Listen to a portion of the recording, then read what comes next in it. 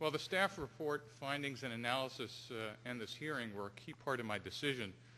I could not have come to my conclusion without also listening to the arguments of Mark Massara of the Sierra Club, and equally hearing the counter-arguments in legal briefs from Mark Stilwell and Susan McCabe representing Pebble Beach Corporation.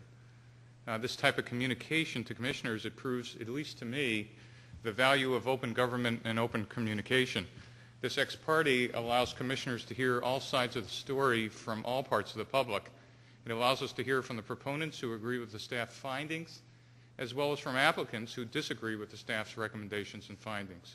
Since these are the people with most at stake, they have the right to make their point of view heard, a point reinforced by Section 30322 of the Coastal Act. This back and forth forced me to summarize and think through all the facts, not just the ones I wanted to hear, and come to a conclusion I could reasonably articulate and defend. And while no staff likes to have to respond to second guessing and criticism, it's this give and take that has made a much better, stronger, and more accurate staff report. I believe that, at least for me, the willingness of commissioners to listen to other opinions is a healthy sign of an open mind, and more importantly, our confidence in the strength and wisdom of our staff's finding and recommendations. So with that, let me go on to my decision. After reading all the material and hearing today's testimony, I want to share my thinking about why I'm going to vote as I will. It's kind of interesting sitting up here trying to understand that from the applicant's point of view, the question before us is whether we approve Measure A. From the staff's point of view, the question before us as commissioners is whether we approve their findings and recommendations. But I believe to answer either of those two questions for the commissioners, we need to decide one key question. How do we evaluate ESHA in Measure A? Should we use, as the applicants contend, Appendix A? Or should we find new ESHA to evaluate Measure A in the staff report? That's the fundamental question, at least for me, that I believe is facing the commissioners today. Everything else becomes infinitely simpler when the commissioners decide which one of these two criteria to use.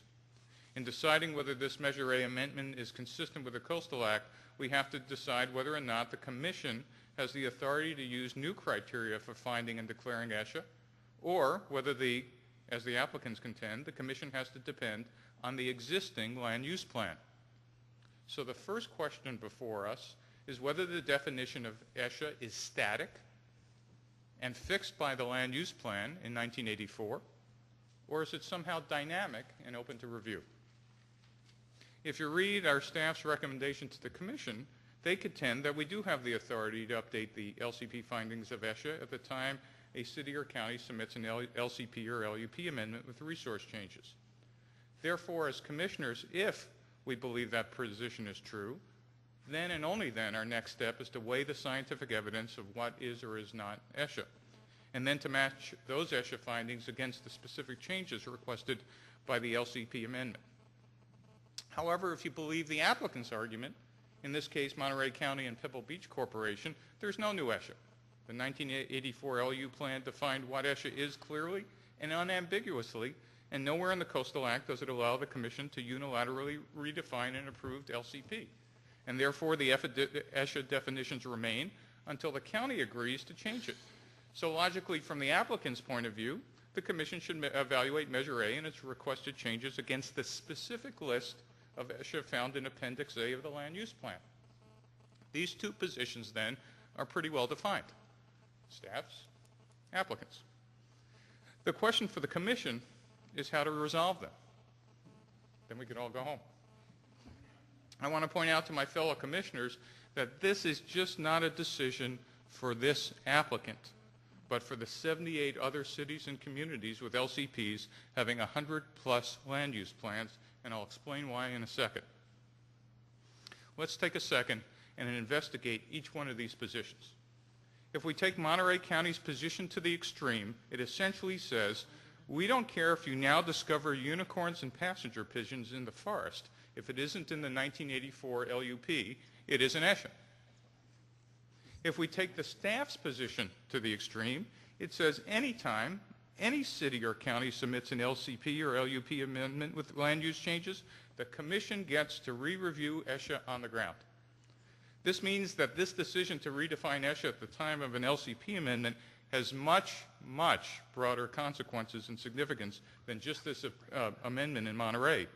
Taken to a logical conclusion, it says the Commission will be rewriting every LCP one at a time as new science evolves.